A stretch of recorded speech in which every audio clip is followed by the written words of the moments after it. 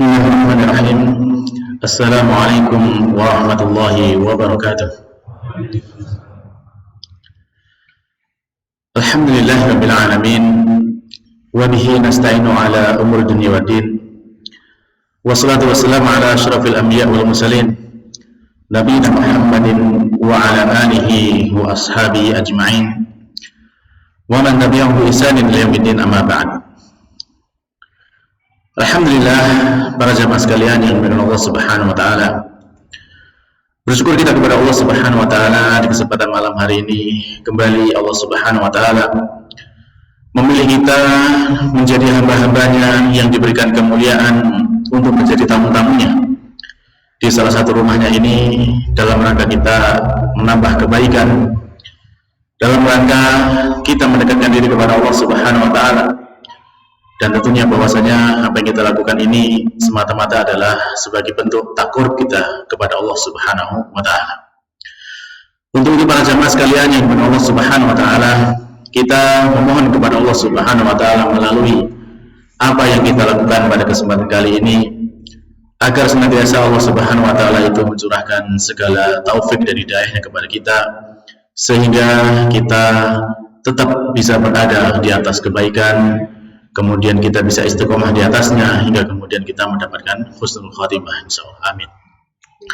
Baiklah para jamaah sekalian yang dimuliakan Allah Subhanahu wa taala, kita insyaallah malam hari ini masih melanjutkan pembahasan kita dari kitab Riyadhus Shalihin, karya dari Al-Imam An-Nawawi Asy-Syafi'i rahimahullah taala, yang mana kita mengenal Imam Nawawi bahwasanya beliau adalah termasuk ulama kibar dalam mazhab Syafi'i. Dan beliau juga menulis kitab ini, kitab Riyadhus Shalihin ini tentu dengan dengan banyak sekali faedah yang bisa kita ambil. Dan insya Allah pada malam hari ini kita masih melanjutkan pembahasan sebelumnya, yaitu tentang pelopor kebaikan dan keburukan, yang mana Imam An-Nawawi Asy-Syafi'i memberikan judul babnya itu adalah tentang siapa yang mempelopori sunnah yang baik ataupun sunnah yang buruk.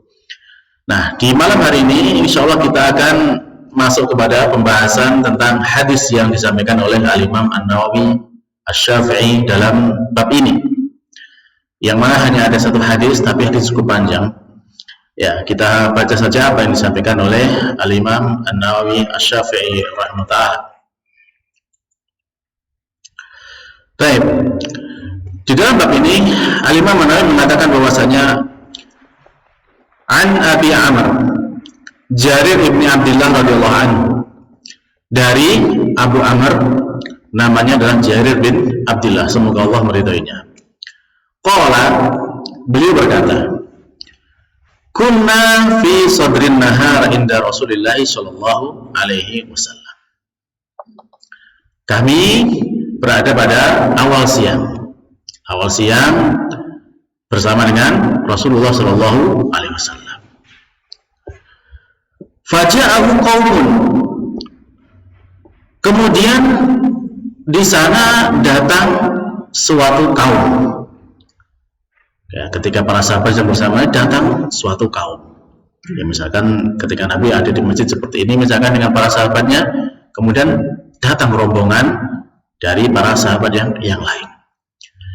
Kaum ini bagaimana sifatnya? Mereka itu yaitu uratun. Mereka itu bertelanjang kaki, nggak punya alas kaki. Ya. Mujtabi an-nima. Pakaiannya ala kadarnya, compang-camping. Bahkan ada yang mengatakan sebagai pakaian dari kulit yang sobek-sobek, atau dikatakan juga sebagai kain wol atau kain katun yang sobek-sobek gitu. Jadi bajunya sangat sederhana dan lusuh. Awil aba, atau ya sekedar pakaian yang menutup tubuhnya. Mutaqalladi as-suyuf, mereka itu sambil membawa pedang, senjata. Ammatuhum min Mudor, kebanyakan mereka itu dari kaum dari suku Mudor. Bal kulluhum min Mudor, bahkan semuanya mereka itu dari suku Mudor. Melihat kondisi yang demikian, padahal kaum Mudor itu termasuk suku yang terhormat di kalangan Arab, tetapi mereka kondisinya sangat miskin seperti itu, pakaiannya ala kadarnya, dan kemudian juga tidak beralas kaki gitu kan. Maka mendapat seperti ini, fata'ammar wajhu Rasulillah sallallahu alaihi wasallam. Maka Rasulullah melihat mereka itu langsung berubah wajahnya.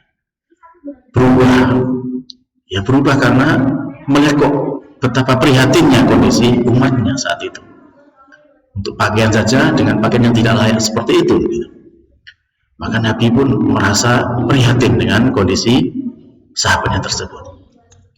Lama ra'abihim minal faqah. Ketika beliau SAW melihat betapa mereka ini begitu memprihatinkannya kondisi begitu kekurangannya para sahabat ini.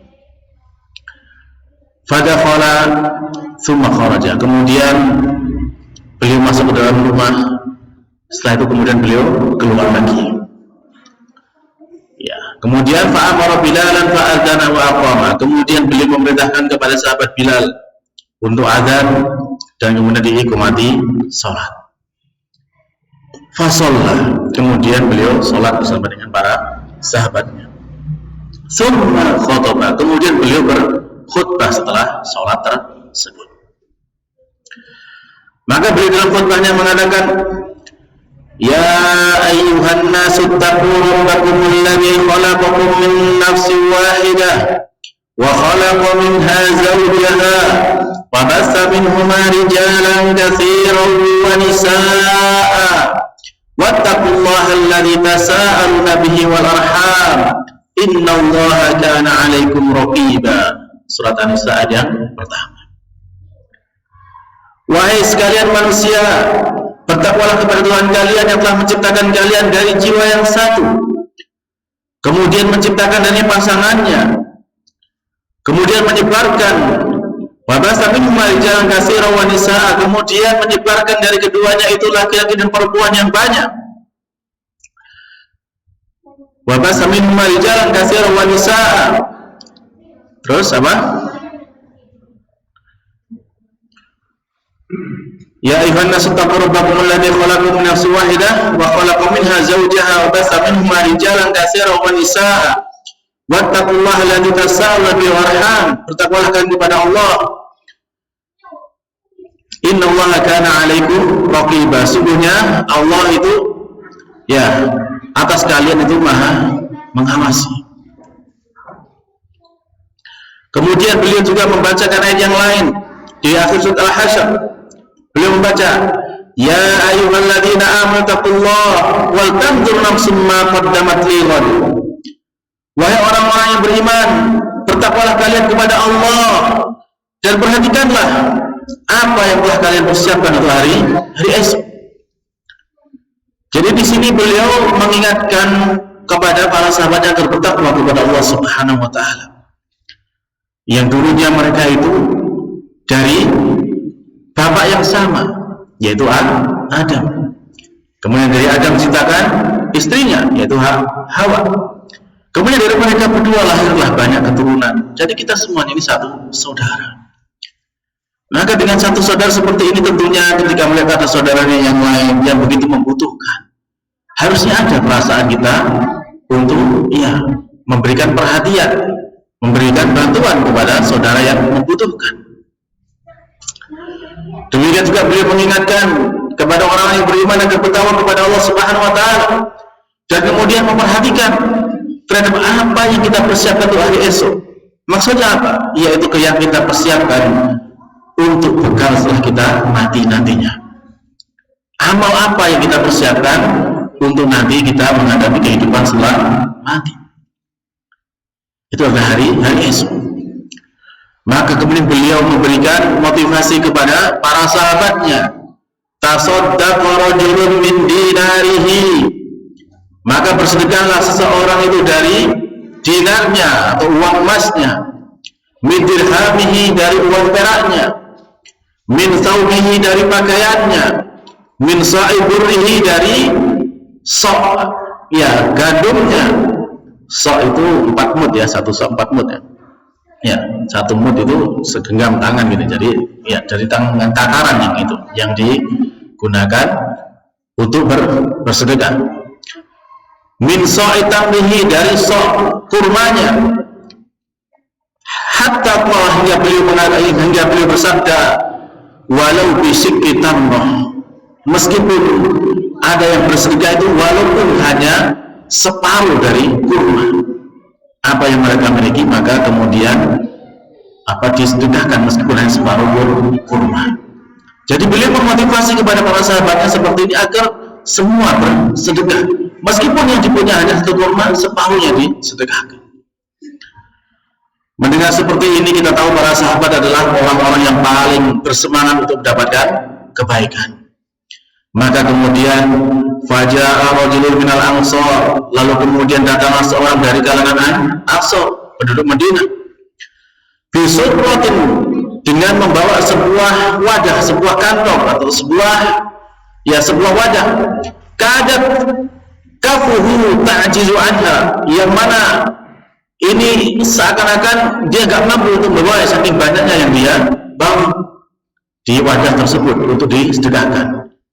Bahkan ajizan, bahkan dia benar-benar tidak mampu membawa apa yang mau disedekahkan. Lalu dia datang membawa itu disedekahkan di hadapan Nabi SAW. Apa yang terjadi setelahnya? Thumma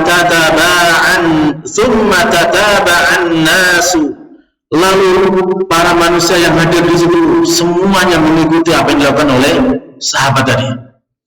Hatta ra'aitu qaumaini min ta'amin wa thiyabin, sehingga saya melihat di sana ada dua gundukan, ya dua tumpukan makanan dan pakaian. Karena semua sahabat berlomba-lomba untuk bersedekah di hadapan Rasulullah SAW. Hatta ra'aitu wajha Rasulullah SAW yatahallal, hingga kemudian aku melihat wajah Rasulullah SAW itu berseri-seri. Ka'annahu mudhabah, seakan-akan itu berkilauan seperti emas. Saking senangnya Rasulullah SAW mendapati apa yang dilakukan oleh para sahabatnya. Tadi beliau ketika mendapati ada sahabat yang begitu membutuhkan, beliau berubah wajahnya, prihatin dengan kondisi para sahabat. Lalu kemudian di sana ketika dimotivasi para sahabat untuk bersedekah, ternyata semua berlomba-lomba bersedekah dengan apa yang mereka miliki.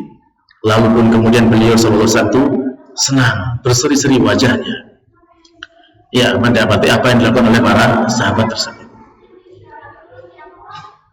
Faqala Rasulullah SAW, kemudian beliau SAW bersabda, man sanna fil islami sunnatan hasanatan, barang siapa yang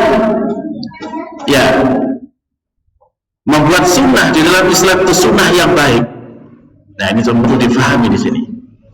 Membuat sunnah dalam Islam sunnah yang baik, ya membuat contoh, berteladan, menjadi pelopor di dalam kebaikan.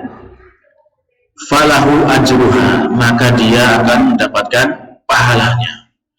Wa ajru man amila biha, dan juga dia akan mendapatkan pahala dari orang-orang yang mengamalkan seperti apa yang dia amalkan.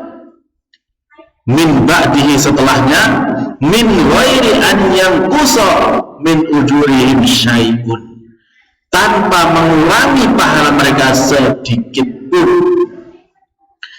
Jadi kalau dalam kasus tadi misalkan sahabat yang pertama tadi, ya beliau sahabat ini datang dengan membawa bungkusan yang dia tidak mampu untuk membawa, saking banyaknya kemudian ya dia sedekahkan. Maka dari situ dia dapat pahala dari sedekahnya.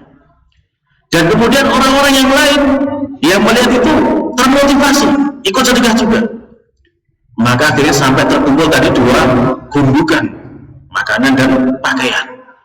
Maka semua orang yang bersedekah itu mendapatkan pahala masing-masing dengan sedekahnya. Dan orang yang mempelopori tadi, yang pertama kali tadi, itu juga mendapatkan tambahan pahala dari semua pahala orang yang bersedekah itu. Itu dan keutamaannya kalau bersedekah dan atau mempelopori kebaikan. Jadi misalkan contoh, Anggap saja misalkan yang pertama tadi dia bersedekah nilainya misalkan 10 juta, misalkan seperti itu. Dia dapat pahala sedekah 10 juta. Lalu orang setelahnya melihat dia sedekah 10 juta gitu kan. Ada yang kemudian yang ikut bersedekah, yang 1 juta, ada yang kemudian 10 juta, 5 juta, hingga terkumpul misalkan 200 juta. Maka di situ karena sudah terkumpul sampai 200 juta itu kan akhirnya semua yang mengikuti dapat pahala masing-masing, ada dapat 5 juta, ada dapat 10 juta, ada dapat ya 1 juta, dan seperti itu. Nah, semua yang dapat pahala itu juga pahalanya sama diberikan kepada orang yang pertama kali tadi sedekah itu. Jadi dia sudah dapat pahala 10 juta ditambah dengan pahala yang lain 200 juta itu. Padahal dia cuma sedekahnya 10 juta. Mengapa? Karena dia menjadi contoh, memelopori yang lain untuk berbuat kebaikan. Nah, dari sini maka penting menjadi pelopor dalam kebaikan. Karena kalau diikuti oleh orang lain, maka orang lain dapat pahala, kemudian dia juga dapat pahala yang sama seperti orang lain tersebut tanpa mengurangi pahalanya orang yang mengikutinya. Tetap yang mengikuti misalkan dia sedekah 1 juta dapat pahala 1 juta kan gitu. Yang bersedekah 10 juta dapat pahala 10 juta. Tapi dia yang menjadi contoh, dia sudah dapat 10 juta ditambah lagi orang yang mengikuti. Ada yang mengikuti 1 juta, dia tambah lagi 1 juta. Ada yang mengikuti 5 juta, dia tambah lagi 5 juta. Meskipun dia cuma 10 juta saja, misalkan seperti itu. Jadi itu gambarannya para jamaah yang berkata Allah Subhanahu wa taala. Maka inilah pentingnya kita menjadi pelopor dalam kebaikan. Nah, bagaimana sebaliknya para jamaah? Kata beliau sallallahu alaihi wasallam, "Wa man sanna fil islami sunnatan sayyi'atan." Dan barang siapa yang memberikan contoh dalam Islam ini sunnah yang buruk, ya, sunnah yang buruk, kana alaihi wizruha, maka dia mendapatkan dosanya, wa wizru man amila biha, dan juga dosa dari orang yang mengikutinya, yang mengamalkannya, min ba'di, setelahnya, min wari'an yang kusa min auzarihim syai, tanpa mengurangi dosa orang yang mengikutinya itu sedikit pun. Maka ini menjadi hal yang tentu mengkhawatirkan kalau kita memberi contoh yang tidak baik. Hadis riwayat Imam Muslim, hadis yang sahih. Nah, para jemaah sekalian dari Allah Subhanahu wa taala, dari sini dijelaskan oleh Syekh Muhammad bin Shalih Al-Utsaimin dalam syarahnya bahwasanya apa yang terjadi di masa Nabi Shallallahu Alaihi Wasallam itu, ya, itu menunjukkan bahwasanya di masa itu, masa awal-awal Islam, memang kondisi di sana masih banyak yang kekurangan umat Islam. Tapi yang demikian tidak mengurangi rasa keimanan mereka kepada Allah Subhanahu Wa Taala. Meskipun mereka tidak memiliki apa-apa ketika datang panggilan jihad, maka mereka tetap berangkat. Meskipun tidak memiliki apa-apa, hanya memiliki senjata saja, tetap berangkat untuk menemui panggilan jihad. Nah, sehingga kemudian beliau sallallahu alaihi wasallam itu ya melihat kondisi umatnya yang begitu membutuhkan, beliau sangat prihatin, lalu kemudian beliau menganjurkan kepada para sahabatnya untuk bersedekah, membantu mereka. Bahkan sedekah ini, kata beliau sallallahu alaihi wasallam, tidak harus banyak. Yang punya banyak silakan banyak dengan dinarnya, dengan uang emasnya. Yang punya kurang dari itu dengan dirhamnya, uang peraknya, silakan sedekah. Yang punya kurma silakan sedekah dengan kurmanya. Yang punya gandum silakan dengan gandumnya. Yang punya pakaian silakan sedekah pakaiannya. Bahkan yang punya cuma 1 kurma silakan separuh kurmanya, nggak apa-apa disedekahkan. Ya, di hadis yang lain bahwasanya Rasulullah SAW menjelaskan kepada kita, ada kalanya orang yang sedekahnya itu hanya 1 dinar itu lebih banyak pahalanya daripada orang yang sedekahnya 1000 dinar. Mengapa? Karena kalau orang yang punya 1000 dinar, yang sedekah 1000 dinar, mungkin barangkali dia hartanya 10.000 dinar. Atau kalau dalam bahasa kita, misalkan ada orang yang sedekahnya misalkan cuma 1 juta dengan orang yang sedekahnya 10 juta. Ada kalanya yang sedekah 1 juta itu lebih banyak pahalanya daripada yang 10 juta. Bagaimana? Ya, ketika seorang yang punya 1 juta itu, ya uangnya dia mungkin hanya 1,5 juta. Yang dia miliki cuma 1,5 juta, tapi disedekahkan 1 juta. Itu sudah 2/3-nya, atau sekitar 70%-nya, 75% disedekahkan kan itu. Tapi yang sedekahnya 10 juta, dia mungkin punya hartanya 100 juta. Jadi hanya 10% kan gitu dari harta yang dia miliki. Maka kata Nabi SAW, ya ada kalanya yang memiliki sedikit itu paling bisa jadi lebih banyak daripada yang sedekahnya lebih banyak. Karena tergantung dengan apa yang dia miliki. Apa besar Allah Subhanahu Wa Taala memberikan keadilan kepada umatnya. Jadi meskipun kita memiliki sedikit, ya jangan berkecil hati. Tetap ya kita bisa bersedekah. Jadi sedekah tidak harus menunggu kaya. Ya. Jadi kalau kita harus sedikit, ya kita sedekahkan sedikit saja. Karena kalau kita dari sedikit itu tidak biasa bersedekah, nanti kalau udah banyak itu biasanya berat. Jadi kalau kita mau sedekah lebih banyak, sedikit itu kita agak sedekah, nanti kalau udah banyak lah gitu ya. Tapi ketika tidak ada banyak itu jadi berat sedekah itu. Iman. Tapi karena ketika dari sedikit sudah biasa sedekah, punya banyak itu gampang untuk sedekah. Dan itu sedekah ini sangat banyak faedahnya para jemaah. Dan tentunya kalau kita bahas ini butuh pembahasan sendiri. Banyak sekali faedahnya, diantaranya bisa menjadi ya bukti keimanan kita kepada Allah Subhanahu Wa Taala. Kemudian juga menjadi sedekah itu bisa menjadi ya penghapus dosa. Sedekah itu bisa menjadi tameng dari neraka. Sedekah itu bisa juga menjadi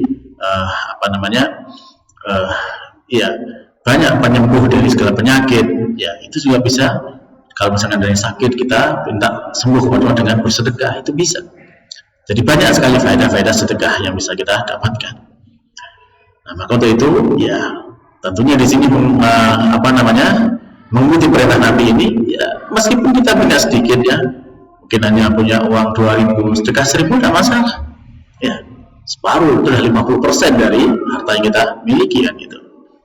Nah, sehingga sekali lagi bahwasanya kalau kita sudah terbiasa sedekah, insya Allah nanti kalau kita punya banyak itu akan lebih ringan dalam bersedekah. Baik, dan kita tahu tadi para sahabat begitu antusias menyambut seruan dari Nabi SAW. Mereka semua yang dimiliki disedekahkan, ya, yang dirham, dinar dan seterusnya, semua disedekahkan sampai terkumpul 2 gundukan ya makanan dan pakaian. Nah, tapi para jemaah sekalian Allah Subhanahu Wa Taala. Nah, yang perlu difahami dari hadis Nabi SAW tadi bahwasanya ketika beliau menyatakan barang siapa yang membuat sunnah yang baik dalam agama Islam. Nah, di sini sunnah yang baik itu bukan difahami dengan membuat sesuatu yang baru dalam agama. Ya, bukan demikian. Tadi contohnya apa tadi? Sunnah yang baik itu kan melopori sedekah gitu. Sedekah sudah ada dalam agama kita. Sehingga sunnah yang baik seperti ini itu ada 2 macam. Yang pertama itu ketika di sana ada sebuah amalan sunnah yang dulu setelah diamalkan oleh Rasulullah SAW, lalu kemudian beliau tidak mengamalkan kembali, lalu kemudian diamalkan kembali, maka ini menjadi sunnah yang baik. Contoh misalkan di zaman Nabi, beliau pernah sholat Ramadan, salat malam Ramadan tarawih itu berjamaah. Lalu karena beliau khawatir bahwasanya nanti ini kalau kan para sahabat begitu semangat, begitu antusias kan mengikuti jamaah tarawih bersama Nabi. Karena beliau khawatir nanti ini diwajibkan, maka setelah 3 malam beliau tidak melaksanakan secara berjamaah. Hingga kemudian beliau di akhir hayat tidak melaksanakan, di masa Abu Bakar tidak dilaksanakan, di masa awal pemerintahan sahabat Umar tidak dilaksanakan. Kemudian di masa pertengahan Khalifah Umar beliau menghidupkan kembali, melaksanakan kembali apa yang telah dilakukan oleh Rasulullah. Maka ini menjadi sunnah yang baik. Jadi menghidupkan kembali sunnah yang sebelumnya telah ditinggalkan. Nah, kalau kita sekarang itu banyak sekali sunnah-sunnah yang dulu diajarkan Rasul dan sekarang ini sudah ditinggalkan. Contoh misalkan apa? Mengucapkan salam. Asbus salam. Rasulullah itu banyak memerintahkan kepada para sahabat untuk mengucapkan salam, sebarkan salam. Ya. Dan kita sekarang sedikit kan menjumpai orang-orang yang mengucapkan salam. Kalau kita bisa menghidupkan seperti ini, maka ini pahala sangat besar. Di dalam sebuah hadis yang lain disebutkan bahwasanya ini akan mendapatkan pahala 50 sahabat. Seperti pahala 50 sahabat. Nah, tentu ini pahala yang sangat besar kalau kita menghidupkan sunnah seperti ini. Maka ini ada yang disebut dengan membuat sunnah yang baik dalam Islam. Jadi menghidupkan kembali sunnah yang telah ditinggalkan oleh umat. Nah, itu diantara sunnah hasanah yang pertama. Sunnah hasanah yang kedua seperti tadi contohnya.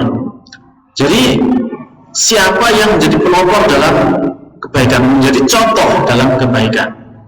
Ya contoh misalkan seperti tadi sedekah. Misalkan di sini mau bangun masjid atau bangun TPQ atau apa diumumkan, dibuka apa sumbangan untuk donasi sumbangan pembangunan masjid atau pembangunan pesantren, pembangunan TPI, wakaf, langsung ada yang apa ngajung, saya siap sekian 10 juta di depan banyak orang kan gitu kan, dengan niatnya jelas bahwasanya itu supaya diikuti. Lalu kemudian yang lain merasa wah dia bisa, saya juga mau ikut gitu kan. Akhirnya dia menjadi contoh, menjadi pelopor dalam kebaikan itu, dan dia akan mendapatkan pahalanya dan pahala orang yang mengikutinya. Nah, jadi seperti itu diantara bentuk sunnah hasanah yang baik. Dua macam seperti itu. Adapun kalau sunnah yang tidak ada dasar dalam agama kemudian dibuat-buat sendiri, maka itu menjadi sunnah sayyi'ah, sunnah yang buruk. Ya apapun itu bentuknya. Jadi perkara yang diadakan dalam agama itu menjadi sunnah yang buruk. Ya misal, ya mohon maaf, misalkan ketika di sini ya, masya Allah ya, ketika di sini misalkan lahan pertanian di sini begitu suburnya gitu, misalkan seperti itu.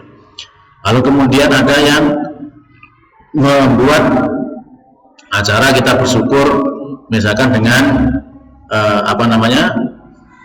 menanam hewan ke sawah, misalkan seperti itu, atau ya maka itu tidak disyariatkan dalam agama kita, tidak boleh seperti itu. Maka ini kalau diamalkan ini menjadi sunnah sayyi'ah dengan alasan bersyukur kepada Allah Subhanahu wa taala, maka ini tidak diperbolehkan. Baik, nah itu kira-kira para jamaah sekalian Allah Subhanahu wa taala. Jadi yang dimaksud sunnah hasanah di sini intinya bukan kita membuat ajaran dalam agama, tetapi kita menghidupkan kembali apa yang telah diajarkan oleh Rasulullah, atau kita mempelopori orang untuk berbuat baik, sehingga kebaikan itu ditiru oleh yang lain. Makalah yang disebut dengan sunnah hasanah. Baik para jamaah sekalian yang Allah Subhanahu wa taala, ya mungkin itu dulu yang bisa kita sampaikan di kesempatan kali ini. Mudah-mudahan ini bisa difahami dan kita dijadikan oleh Allah Subhanahu wa taala termasuk di antara hamba-hamba yang diberikan kemudahan untuk menjadi pelopor dalam kebaikan, bukan pelopor dalam keburukan. Amin. Baik, ya dari sini juga selesai kita pembahasan dari bab ini. Insya Allah nanti kita masuk kepada bab yang baru. Nah, baik, mungkin sebelum diakhiri ada yang mau ditambahkan dari para jamaah? Tapi kalau tidak ada, ya berarti kita cukupkan karena waktu sudah isya, dan kita akhiri dengan doa kafaratul majelis. Subhanakallahumma rabbana wa bihamdika asyhadu an la ilaha illa anta astaghfiruka wa atubu ilaik. Wassalamualaikum warahmatullahi wabarakatuh.